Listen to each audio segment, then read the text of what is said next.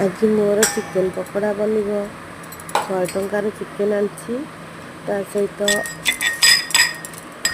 अदा रसुण आ कंचा लंका छेचिक पकईली कॉर्नफ्लोर गोल हल्दी धनिया पाउडर आ लंका गुंड सहित गरम मसला चिकेन मसला पकईकी मैरिनेट करी 30 मिनट पर्यंत रखीदेली। तेल कढ़ई तेल